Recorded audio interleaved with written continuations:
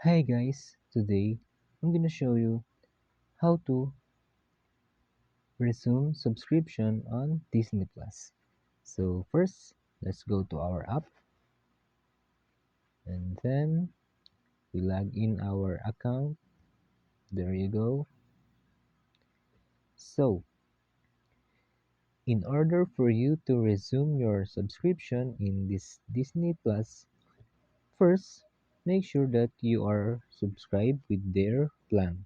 So in my case, I am not yet subscribed. So if you want to continue your subscription or resume it, just click on subscribe and then make sure that you choose if you're going to go monthly or yearly. So yeah, so and after that you can choose basic or premium and then click that.